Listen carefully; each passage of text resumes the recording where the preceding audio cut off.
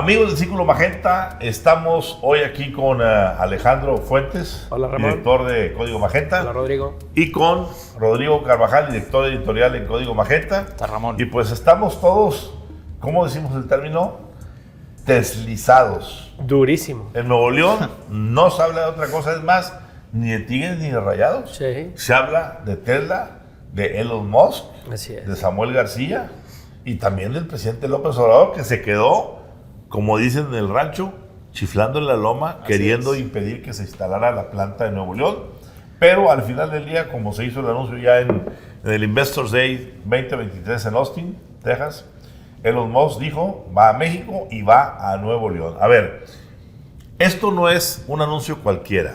No es un anuncio cualquiera porque no se trata de ver que se está anunciando que se va a instalar una planta como la planta, por ejemplo, de Kia, que se instaló en los tiempos de Rodrigo Medina. No, estamos ante, yo considero, lo que es un punto de inflexión, un quiebre histórico en lo que significa el ecosistema industrial Así es. de Nuevo León, que siempre ha sido punta de lanza. Nuevo León, yo les digo como neoleonés y habiendo vivido toda mi vida aquí, yo tenía preocupación por el destino de Nuevo León, porque si bien es una industria sólida, no deja de ser la actual una industria muy básica, que Así tiene es. que ver con bebidas, cerveza, refrescos, tiene que ver con acero, vidrio, Claro. materias primas básicas, todas relacionadas de una u otra manera con lo que llamamos manufactura, es decir, factura con las manos, Claro. obreros y demás. Y siempre habíamos dicho, se estuvo insistentemente, recuerdo que desde la época de Natividad González Parás, se estuvo hablando de cómo armar parques de tecnología, Sí. para que fuera esto un Silicon Valley mexicano, una India, Así o es. un centro aeroespacial que terminó ganándolo Querétaro, salvo con el caso de Frisa, de Eduardo Garzate, que es la única Así es. empresa de avanzada tecnológica. Y bueno, esta llegada de Tesla a Nuevo León, pues va a significar realmente ese punto de inflexión. ¿Por qué?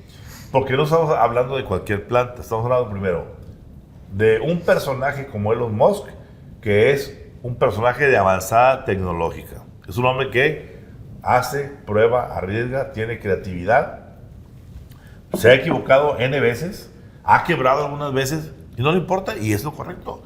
¿Por qué? Se arriesga, en unas gana, en otras pierde, pero eso es lo que hace la diferencia. Claro. Segundo, lo que ha hecho lo ha convertido, como diría el compadre Felipe Calderón, haya sido como haya sido, en el hombre más rico del mundo. Así es. Y con la marca Tesla se ha puesto en la punta de lanza de lo que es la movilidad electrónica Claro. y todo lo que eso significa. Claro. Entonces, esto es un punto del cual una planta que va a invertir el equivalente al valor de Alfa y Cemex juntos, 10,000 nada más, millones de dólares. así nomás de ahí te va, ¿sí? Que va a contratar a 35,000 trabajadores. No cualquier trabajador, van a ser gente especializada. Va a dar un cambio sustantivo al espíritu de la ciudad. Así es. ¿Por qué? Porque las universidades van a tener que adecuarse a proveerle a Tesla. A ver, se habla de que Tesla va a contratar, escuchaba yo el día de hoy en la mañana, para esta planta, 22,000 ingenieros. Imagínate. Y Lo lo que que significa eso para las significa. universidades. Y si sumas eso al anuncio que el señor Elon Musk dio de que la nueva camada de autos, que es la que va a empezar a construirse aquí, El modelo 2. el modelo 2, dentro de un año y medio, 2 años, vamos a ver que ese modelo ya va a traer inteligencia artificial, lo que significa que va a tener una serie de Claro. mecanismos electrónicos. Es un que nuevo le hub industrial para Nuevo León. Exactamente. Y además, una bola de cuestiones nuevas que van a permitir que Nuevo León se despliegue el nuevo mundo tecnológico. Totalmente. Ojalá que la clase empresarial... A ver, esto ha ocurrido en esta ciudad solamente, yo recuerdo, en 2 ocasiones. Una, en el final del siglo XIX y principios del XX, Así es. cuando Bernardo Reyes dio el gran impulso a que dijeran vamos a industrializar a esta zona. Y nacieron Fundidora de Fierro de Acero de Monterrey, Vidriera Monterrey, Cervecería Cuauhtémoc, Sí. todo lo que dio paso a lo que años después, en la década de los finales de los 80 y todos los 90, se globalizó con la famosa apertura comercial, Así es. con el impulso que le dio Carlos Salinas de Gortari a toda la cuestión de la apertura, y esos grupos industriales ya convertidos en conglomerados se convirtieron en Grupo Alfa, Grupo FEMSA, Sí. Grupo Vitro, Claro. etcétera, etcétera, etcétera, y salieron a conquistar el mundo, con todas las consecuencias. Claro. Cemex, Cemex. con todas las consecuencias. Bueno, pues ahora tenemos este tercer quiebre industrial en Nuevo León, que es, yo le llamaría el despertar de la mente factura en Nuevo León. ¿Qué Totalmente. opinas, Rodrigo? Ramón, ha habido en los últimos 30 años 3 grandes Mexican moments, 3 grandes momentos mexicanos. Uno, por supuesto, es de 1994, cuando entra en vigor el Tratado de Libre Comercio de América del Norte, que fue un despliegue industrial para toda esta plataforma de manufactura en Nuevo León. En segundo lugar, aunque en un menor nivel, también fueron importantes las reformas estructurales aprobadas en el sexenio de Enrique Peña Nieto, que eso podría capitalizarse ahora con el tercer momento mexicano, el tercer momento de Nuevo León, que es la oleada del nearshoring, la relocalización de cadenas de suministro, particularmente desde Asia hacia América del Norte. Y la inversión de Tesla, que ya inicialmente se comprometieron con $4,500 millones, pero que podrían ser hasta $10,000 millones de inversión total. Bueno, es la señal más evidente de este fenómeno del nearshoring. ¿Qué significa el nearshoring para México y para Nuevo León? Vamos a ponerlo en perspectiva. Capterra, que es una firma de software, levantó una encuesta entre pequeños y medianos negocios de Estados Unidos. El 88% dijo que están buscando relocalizar toda su cadena de suministro desde Asia hasta América del Norte. Y eso es una Porque China dejó de ser confiable. Porque China dejó de ser confiable por razones de seguridad nacional, por razones de pandemia, etcétera. Pero esta realidad es la oportunidad más grande que tiene Nuevo León desde que se firmó el Tratado de Libre Comercio de América del Norte en 1994. Otro dato, Antonio del Valle le decía al Wall Street Journal que si México tuviera las políticas correctas, es decir, mandando un mensaje al presidente López Obrador que tiene que haber condiciones adecuadas, porque recordemos que López Obrador estuvo a punto de tirar la inversión de Tesla. Ahorita hablaremos de eso. México podría recibir hasta $70,000 millones al año en inversión extranjera directa, es decir, más del doble de lo que se recibió en el último año, ¿no? Claro. O sea, están las condiciones dadas para un nuevo boom nada más industrial. para que nuestro auditorio tenga idea de qué estamos hablando. Hoy Tesla tiene 4 gigafactorías y una que no es, pero finalmente son 5 plazas donde hay ahorita, que son Nueva California, Nevada, Texas, Shanghái y Alemania. Así es, Berlín. Y Berlín. Berlín. Y viene la de Nuevo León, la de Santa Catarina. ¿Sí? Así es. Bueno, estas plantas que están aquí, ¿saben cuántas empresas grandes, medianas y pequeñas sostienen la operación de 5 plantas? No. 10,000. Por supuesto. 10,000. Sí. ¿En cuántos países crees que son? No. 45 países diferentes surten la cadena De suministro. de suministro de esas plantas. A ver, yo comentaba ayer ante un grupo, imagínense que en la planta de Monterrey, que va a ser la 6ª planta, pero sería una 6ª parte de, pues viéramos de pronto que de esas 10,000, ¿sí? Sácale la 6ª parte. ¿Y cuántas nos quedan? Nos quedan 1,800 plantas claro. por la zona. No, yo me iba al tema del valor de la marca de Tesla y de Elon Musk y cómo tiene hasta implicaciones políticas en un estado y en un país, ¿no? Sí. Estamos hablando de Elon Musk, no solamente el revolucionario de los automóviles eléctricos, estamos hablando del dueño de Twitter. Y estamos hablando del único hombre que hizo una empresa privada para llegar al espacio, ¿no? Ese valor mercadológico, ¿sí? Lo entendió muy bien el gobernador Samuel García, un gobernador muy mercadológico, muy de marcas, que construyó su capital político Alrededor de esta apuesta. alrededor de esta apuesta. Y estuvo a punto de que pues, le arruinaran el 15 años, porque tenemos un presidente que quiere ser la quinceañera en todo, ¿no? Y que tiene una rivalidad con Nuevo León. A ver, Y que tiene una rivalidad con Nuevo León muy marcada. Tiene un odio con Nuevo León. Eso. Vamos a hablarlo con todas sus palabras. El Así señor es. no tiene rivalidad con Nuevo León. Tiene odio porque sabe que aquí no nos tragamos las píldoras de mentiras que dice todas las mañanas.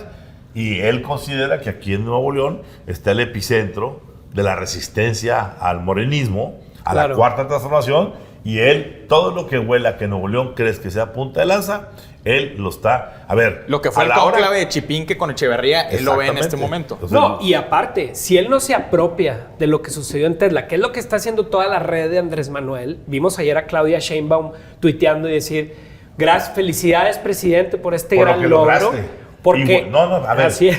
Alejandro, Marcelo Ebrard y Claudia Sheinbaum, los dos, perdón, voy a decir una palabra fuerte, intermedia, pero es fuerte, de lambepatas del presidente. Diciéndole al presidente que había sido su gran logro cuando todos los mexicanos vimos durante varias mañaneras. Así es. Como el presidente decía, no Nuevo León, no voy a permitir, no voy a autorizar. A ver, la llamada fue muy sencilla. El señor Musk le dijo claramente, a ver, yo no estoy aquí para negociar ni más decir dónde voy a poner mi planta. Yo quiero una planta en la frontera, en la ciudad que me permita tener ya ahorita ingenieros que podemos arrancar mañana.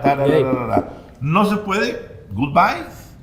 Estaba la amenaza de que se iba a Indonesia. Claro. Entonces, el presidente no le quedó otra. Elon Musk lo arrinconó. ¿Por qué lo arrinconó? El presidente en este momento no se podía dar el lujo de patear de echarlo para afuera. una inversión de México. Olvídate de Nuevo León. La más de grande México. del Pero lo llegamos a creer que podía haber sido capaz. Y lo discutimos y decimos... El tema de fondo es que eso es lo que ha estado pasando en ese sexenio. A ver, México es una oportunidad histórica donde tenemos el fenómeno nearshoring y donde tenemos la estructura legal, las reformas estructurales de competencia, que si juntas eso, ya consolidadas esas reformas y ese nearshoring, tienes la oportunidad de un boom, de ahora sí, como decía Alfonso Romo al principio del sexenio, de poder crecer a tasas de 5% anual o más con lo que está sucediendo. El tema es que López Obrador tiene una política de que todos los casos de alto perfil, él tiene que bajar la línea para que sea realidad. Él tiene que estar en las discusiones específicas de todos los grandes negocios que hay en el país, si no, no avanza. Y lo vimos en el caso de Citibanamex. A ver, una fuente de Citi de alto nivel en Nueva York fue al Financial Times a quejarse de la inferencia estatal del presidente en este caso, diciendo, si fuera por López Obrador, estamos recibiendo la mitad de lo que valdría de lo que vale Citibanamex, quejándose de que, a ver, este señor nos está costando $7,000 millones en una sola operación. A ver, tú decías algo más. Quiero decir una cosa que tú decías. El presidente quiere ser la quinceañera. No, señor. Quiere ser la quinceañera, el papá, el chambelán, el chef, el mesero y, si se puede, el monito del pastel. Hay un mensaje bien importante que capitalizar. ¿Quieres el país con la marca Tesla en un hub donde hay universidades, donde en el sureste de Coahuila, aquí en Nuevo León, hay todo un ecosistema de autopartes de fabricantes que en 2 años van a crecer? ¿Quieres donde se van a llenar las universidades de ingenieros? ¿O quieres el país de las refinerías? ¿Sí? No por desdeñar, pero creo que es un mensaje bien importante. ¿Qué tipo de país? Y el presidente creo que se quiere apropiar y quiere decir, esto es mío, y no de quién sabe quién lo vaya a capitalizar. Y si somos un poquito más analíticos, tendríamos que estar entendiendo lo que ya entendió Elon Musk. A ver, en la parte de Estados Unidos, ¿en dónde están las plantas? California. El Sun Belt. California. Estado frontera con México. Con México. Nevada. Ahí en la zona, igualito. Sí. Texas, igualito. Sí. Ahora va a poner de este lado en Nuevo León y seguramente va a terminar poniendo, como ya le propuso Alfonso Durazo, una planta de batería de litio en Sonora. Claro. ¿Qué estamos viendo? La emergencia tardía, porque se pronosticaba que esto iba a ser el final del siglo pasado. A mí me tocó vivir el debate en el Wall Street Journal con mucha gente ahí en el Wall of Astoria sobre la emergencia de Mexamérica. Así es. Está emergiendo un nuevo país, económicamente hablando. Políticamente quizá no, pero ¿sabes qué? El valor que esos estados, los sureños de Estados Unidos y los norteños Claro. de México Totalmente. va a ser un sistema económico y social distinto completamente. Yo lo he dicho, hoy el presidente, y ahí el presidente tiene razón, pero eso le corresponde a él resolverlo.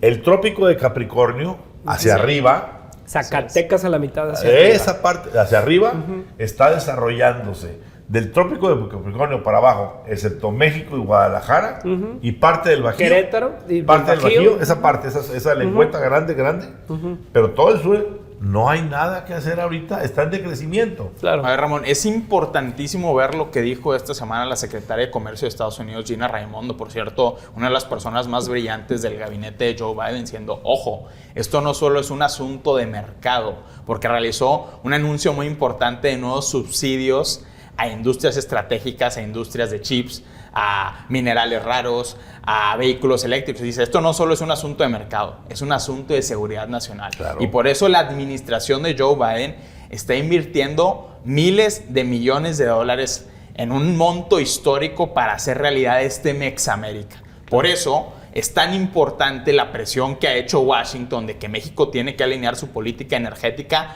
para este proyecto, porque es benéfico para toda la región, para hacer de América del Norte la región más competitiva Así del es. mundo en términos comerciales, y también para que funcione como un seguro de contención de seguridad geoestratégica frente a lo que es China. Claro. De las 6 plantas, 2 no están en la zona de Mexamérica. 4 sí están ahí. Y a ver, sacó hace 2 semanas Interesante. The Economist un gran mapa donde se ven todos los subsidios que está planeando la administración de Joe Biden. Todos están en el Sun Belt, entre arriba de ese trópico de Cáncer que mencionas, Ramón, y también en la parte sur de Estados Unidos, en Arizona, en Texas sobre todo, en California. Es decir, esto es un plan de política pública bien establecido. Claro. No es una casualidad que esté llegando aquí Tesla. Era o Monterrey o nada. Claro. No había ninguna otra opción en México más que Monterrey para instalar la planta de Tesla. Y en el ramo local yo sí quisiera decir, a ver, no se le debe regatear al gobernador Samuel García. Creo que hizo su parte. Aquí hemos sido muy críticos con su administración y hay que reconocerlo. A ver, se hizo el trabajo. A ver, hoy que estamos escuchando las diferentes historias de por dónde empezó la historia, Samuel hizo un muy buen video donde dijo, a ver, cuando llegamos fuimos un grupo de gente de mi equipo Claro. a Austin, pedimos una visita a la planta de Tesla, entramos, la visitamos, hicimos química con los que estaban los Claro. directivos, y eso permitió que luego sacamos a Elon Musk y empezara todo el show. La conversación. Del lado acá de la 4T, y lo único que dice Marcelo es, Elon Musk en la pandemia me habló para que aceleráramos no sé qué cosas. Y le habló porque no tenía otro más a cuál hablarle. Sí, y no, en aquel entonces nunca dijo, oye, hablamos y empezamos a hablar de que Sí. traía Tesla a México, para nada. De Chema, mejor ni gastemos saliva. Es ingrato que la señora esté diciendo, ¿sí?, que el presidente trajo esta gran planta, etcétera. A ver, ¿De qué me hablas? lo que dice ahorita Rodrigo tiene mucha razón. El señor Samuel García tiene su primer gran golpe Totalmente. real. Y es oxígeno político. Desde las Exactamente. vacunas transfronterizas. Esta también trae su historia, pero vamos a dejarlo a un lado. Pero bueno, Vamos a dejarlo es a el un lado. primer gran Es- Pero un golpe. Pero este es un golpe, señor golpe, Sí. de clase mundial. Así es. Que puede darle el spin a Nuevo León. Claro. Que Jalar. sí, que, a ver, yo lo dije también anoche en una reunión. Este es el momento en que Samuel García tendría que dar la vuelta a la página y decir, borrón y cuenta nueva todo lo que me pasó el primer año y medio. Voy a empezar mi gobierno con este gran golpe. Me voy a olvidar de la grilla. Así es. Y voy a hacer... A conciliar. A ver, ya tenemos el primer gran cimiento, que es la empresa de clase mundial del hombre más rico Así del es. Hay mundo, futuro con la mayor en el Estado. tecnología. Claro. ¿Qué puedo atraer con este panalito de miel? Claro. Y lo más importante, ¿qué tengo que hacer y con quiénes para que los dos elementos fundamentales, energía y agua, Así no es. vayan a faltar para el desarrollo? Porque, a ver, ya lo platicaremos en próximas reuniones, pero habrá que ver si de verdad tenemos el agua tratada Ese es el tema. para resolver el asunto o no. Si no la tenemos, no es problema. O sea, hay que resolverlo. Tenemos 2 años para Claro. resolverlo. Exactamente, Claro. ese es el ¿Verdad? gran tema. O sea, si Tesla se tuviera que instalar mañana, no hay agua. No. No hay agua. Que sí tenemos los pozos suficientes. El problema es que Agua y Drenaje no ha hecho los estudios necesarios para explotar correctamente esos pozos. Que sí se ha hecho, se ha intentado perforar sin éxito tirando dinero a la basura. A ver, tenemos 2 años para hacer eso realidad. Ya Samuel García y su equipo hicieron la primera parte de manera correcta, que fue consolidar esta inversión. La segunda parte es cómo vamos a lidiar con todas las externalidades, es decir, externalidad de agua, externalidad de emisiones y externalidad también, importantísimo, de mano de obra, porque va a estar muy competida la mano de obra y ya hay cierta preocupación en la industria de Nuevo León diciendo, a ver, me voy a quedar yo sin gente porque la gente se va a ir a trabajar a Tesla y no estamos, ya hay pleno empleo en este momento en Nuevo León. Los rectores ya y decir cómo vamos a reingenierizar las universidades de la mano de gente como Tesla y los Kias y todos los que están habiendo. A ver, ya tenemos, hay que crear un plan de vuelo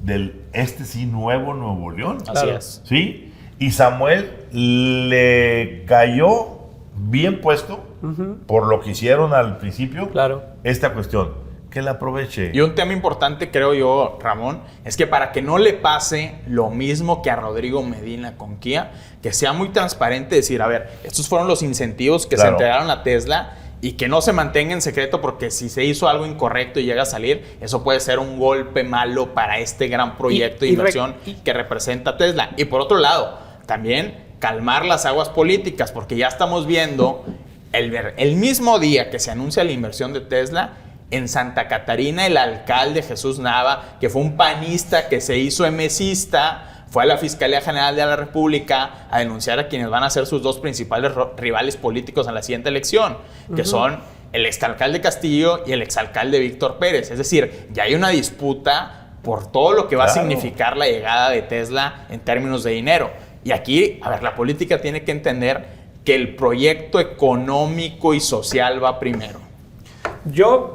Mencionan a Kia, y aunque Kia es una fracción de lo que es Tesla, hoy vemos que Kia le cambió el rostro a la ciudad de alguna forma entonces vemos que se han hecho desarrollos, vemos una comunidad coreana rampante en todo el estado, vemos una comunión con la marca de Kia, los regios empezaron a comprar Kias y demás.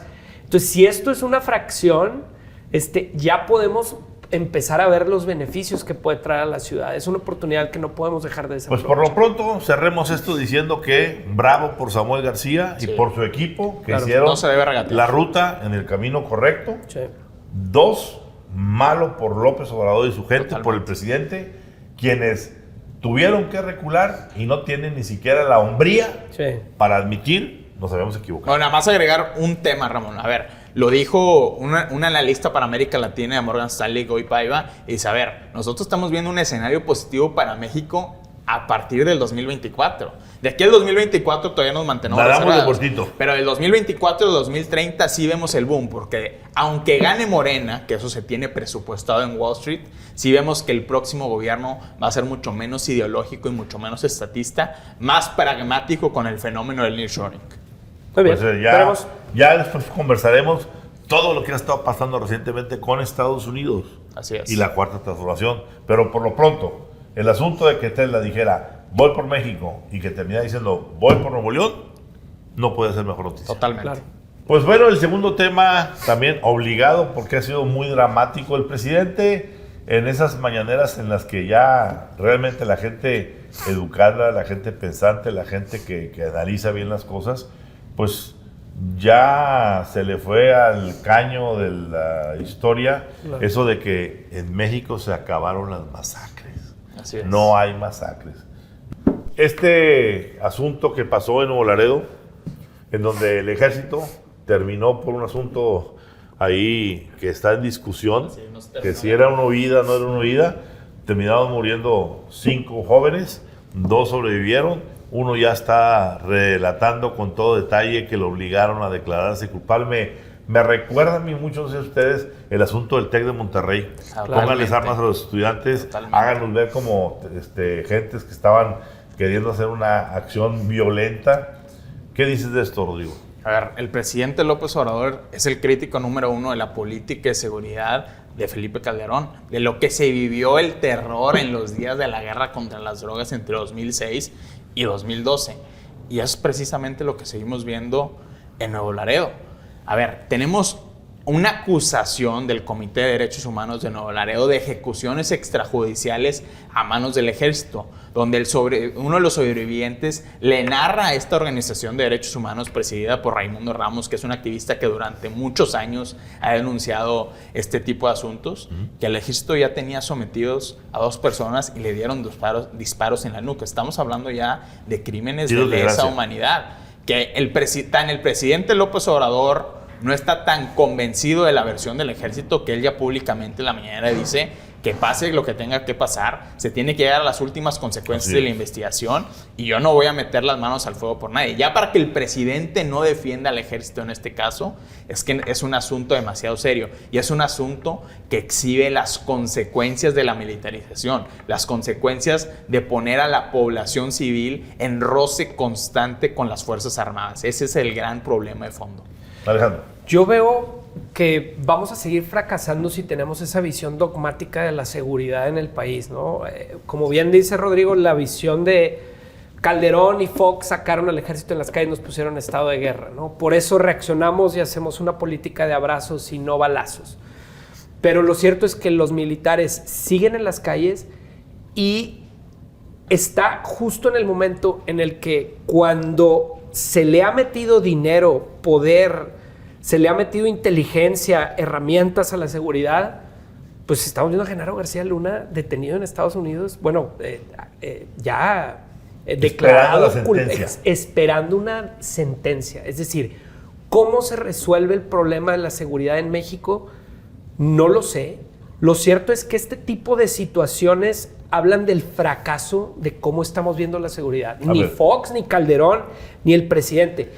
Esto que estamos viendo, sí, pues no es sino lo que todo el mundo advertía, de que cuidado con sacar al ejército a las calles. Sí. Porque el ejército va a perder aceleradamente cualquier prestigio que hubiera quedado. Totalmente. ¿Sí? Sí. A ver, Alejandro, estos días, sí, el jueves, entró en vigor la militarización del espacio aéreo mexicano. Claro. Es decir, a partir de este mes de marzo y en adelante, el espacio aéreo mexicano, que era civil, es aviación civil. Claro.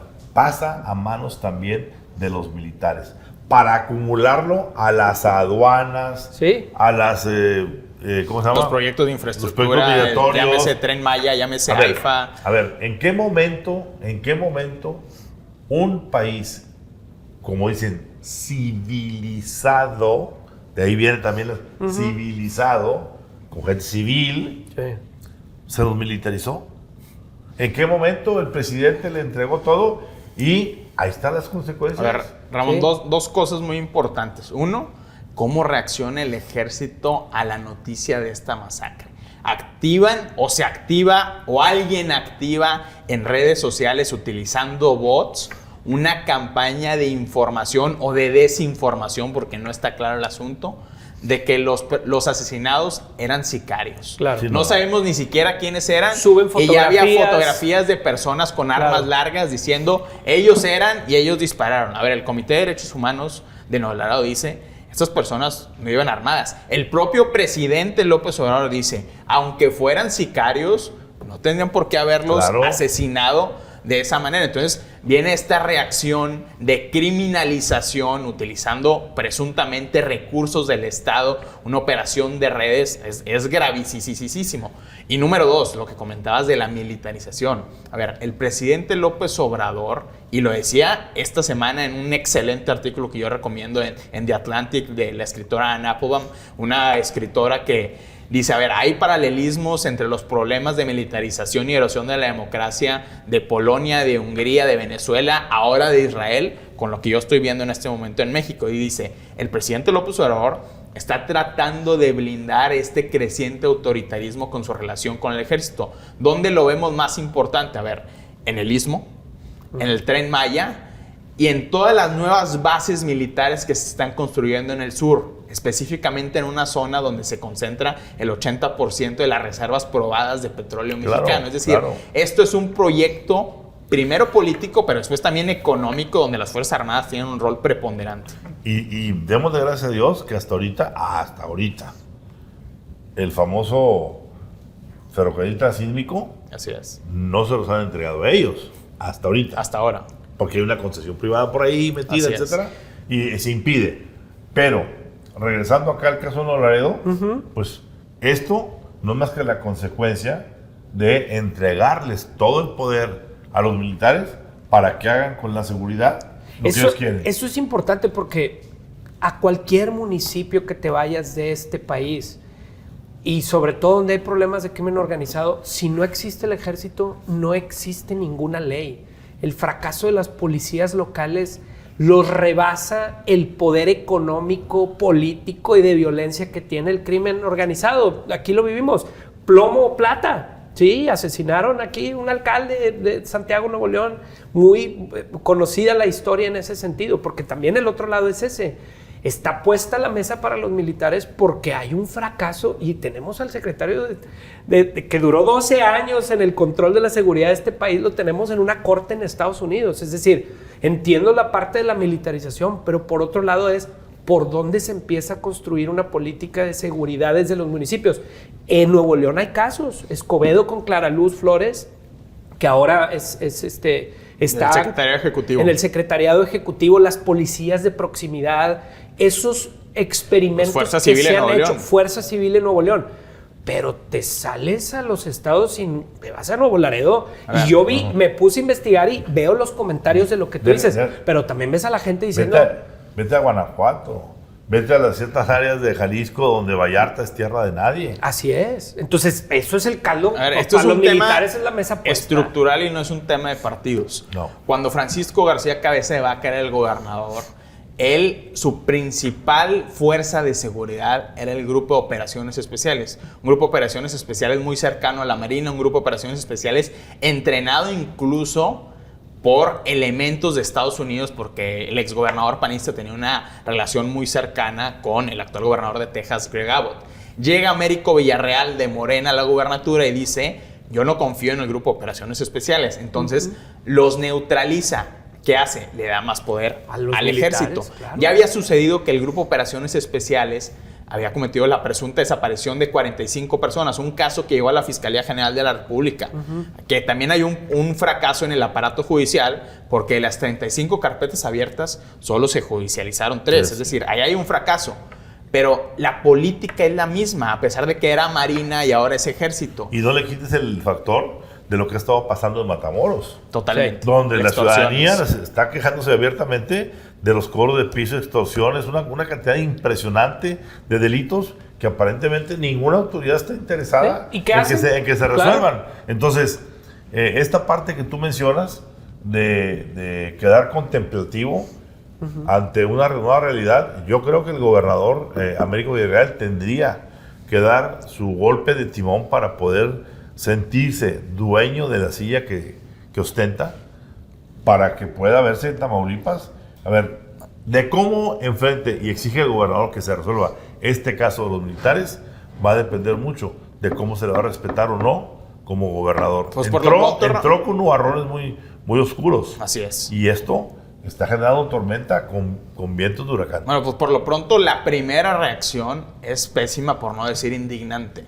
Porque ¿quién sale a hablar del gobierno de Tamaulipas para dar un posicionamiento respecto a este asunto? Estás hablando de una potencial ejecución extrajudicial de 5 personas. Es un crimen de lesa humanidad. Es algo que puede tumbar completamente tu gobierno. No sale el gobernador, no sale el secretario de gobierno, sale un subsecretario de gobierno estatal a decir a nosotros no nos corresponde, le corresponde a la Sedena. Esa no es la respuesta que tiene que haber de las autoridades. Por supuesto que no. Es el 2010 en Nuevo León, con Claro. la ejecución del Exactamente. Tecnológico Monterrey. Así Es es. exactamente lo mismo. ¿Qué pasó en ese momento? Empresarios, cámaras, gobierno se sentaron y dijeron: esto lo tenemos que resolver de manera local. Aquí. Tenemos que meterle dinero y nace Fuerza Fue Civil. el momento en que Jesús Gallo Así es. integró junto con todo Es el correcto. empresariado, Fuerza Civil, que luego el Bronco lo descuidó un poco, pero ya se ha estado mejorando. Así es, hay esfuerzos y están trayendo elementos. La cosa es que, y yo lo he escuchado de especialistas, la seguridad se construye desde los municipios, desde la localidad. Y en estados como Tamaulipas eso está totalmente desdibujado. Fíjate que ahorita que mencionabas tú el caso de Clara Luz Flores en Escobedo con la policía de proximidad, valdría la pena también asomarse a lo que Miguel Treviño está haciendo en San Pedro Garza García, que siendo un municipio favorecido por su buena economía, pero Miguel ha hecho un gran trabajo al hacer una señora academia de clase mundial en donde los policías pasan por ahí no como un entrenamiento, ¿sí? Pasan 9 meses, 24 horas ahí, durmiendo ahí, habitaciones y todo, pero con un entrenamiento de alto nivel. Y vean dónde está ahorita la seguridad. Acaba de surgir una encuesta, es la policía más confiable del estado. Que no se nos olvide cuando llega Miguel cómo estaba la situación. Claro. Los problemas que había de ejecuciones y asesinatos en el municipio más rico de América Latina, los incendios que había, que gente de la población civil lo veía como actos de terrorismo. A ver. Eso ya se nos olvidó porque ya lo vemos. Pero tenía que ver, y ya platicamos del asunto algún día, tenía que ver con los militares de aquí de la zona, que bueno, habría que nomás recordar quién era el jefe de la zona para entender qué estaba pasando. Pero bueno, la receta es profesionalizar los cuerpos de policía, darles un lugar digno, darles seguros, subirles el sueldo, es decir, pues como cualquier empresa, ¿no? Y hemos visto de forma municipal cómo se han creado, tienes toda la razón, San Pedro Garza García es un ejemplo, Escobedo con modelos importantes. Creo que la seguridad tenemos que verla y los gobernadores y los alcaldes tienen que arremangarse para empezar a trabajar sobre eso. No aventarle todo a la federación. Porque si no los militares están listos para agarrarlo. La federación a lo fácil manda al ejército y pasan cosas como esta. Así es. Seguiremos hablando del tema. Claro. Y bueno, este tema sí que nos llega profundamente. ¿Por qué? Porque es un tema que toca la fibra sensible del equilibrio de los poderes. Que el presidente de la República esté utilizando constantemente es todos los días, la mañanera, para aventarse sobre el Poder Judicial, ¿sí? Y en particular sobre la ministra presidenta Norma Piña, en un caso que ya todo el mundo dice, para el presidente no hay de piña. Claro. No hay de piña para el presidente, hay puro tepache. Sí. Todo se le está agriando. A ver, ¿qué ha pasado con esto? Yo les voy a decir un veredicto así muy, muy rapidito. El presidente, con las movilizaciones de los últimos días en contra del Plan B, se dio cuenta de que esto no solamente no bajó de lo que pasó el 3 de noviembre, sino que subió. Y se organizó mejor, porque no fue una marcha, fueron concentraciones, fueron reuniones grandes, fueron mucho más ciudades, fueron 100 ciudades, 118 alguien dice. El extranjero entró, ya esto se internacionalizó, ya llegó a las primeras páginas de los grandes diarios de clase mundial, Wall Street Journal en Europa. ¿Para qué decimos todos los medios que están exhibiendo cómo la democracia en México está en peligro? Claro. Y el presidente, la única forma que tiene para poder azuzar e impedir que no le den manotazo a su plan B, que la única salida que hoy existe es que la Suprema Corte decrete la inconstitucionalidad. Por eso estamos viendo la defensa a ultranza de una Yasmín Esquivel, que a pesar de su doble plagio no la quiere perder el presidente, porque hoy Yasmín y Loreta son las dos personas que tiene él para jugar y si logra convencer. Necesita dos más. Sí. Uno de ellos, que él dice que ya tiene convencido, al expresidente Arturo Saldívar. Y anda buscando a ver en dónde puede meter presión para agarrar a otro y que no lo paren. A ver, yo creo, ahorita vi sus puntos de cada quien, yo creo que la Corte va a terminar parando esto. ¿Por qué? Porque la Corte ya vio, no son tontos. La Corte, a ellos les quedan todavía, a muchos de ellos, varios años. Y se puede poner el traje de héroe. Exactamente. Y el presidente no le queda más que año y medio. Sí, entonces, no le alcanza. En ese contexto, tenemos que ver cómo se vienen las cosas. ¿Qué opino, güey? Hay un dicho que dicen en mi pueblo, dice que el presidente le aplica, hágase la voluntad de Dios en los bueyes de mi compadre. Es decir, el presidente pide legalidad donde él quiere o cree que haya legalidad. ¿Sí? Acabamos de ver una crítica a la ministra Norma Piña porque un juez federal canceló una orden de captura en contra del el exgobernador Cabeza de Vaca, ¿no? Entonces arremete contra la Suprema Corte y dice que es un organismo totalmente construido para proteger a las élites y para un sistema corruptor. Sí, pero el presidente sí puede hablar por teléfono y decir, libérenme al hijo del Chapo, ¿no? Sin ningún proceso, No, sin ninguna cuestión. ¿Qué dicen de los jueces que están impidiendo que el UNAM juzgue a Yasmín Esquivel? Así es. ¿Eso sí es legal? A veces se gana, a veces se pierde. Es el Entonces, sistema judicial independiente. Totalmente lo que vemos una crisis totalmente y un ataque a la institución que nos da equilibrio. Puede ser crítico de ciertos ministros, de ciertas cuestiones. Para eso hay varios ministros, ¿sí? Pero que el presidente critique cómo se está llevando un proceso cuando él con una llamada, y la verdad es que no podemos diseñar es una muestra de autoritarismo total. Libérenmelo. ¿Por qué? Porque lo tienen que liberar. ¿Sí me explico?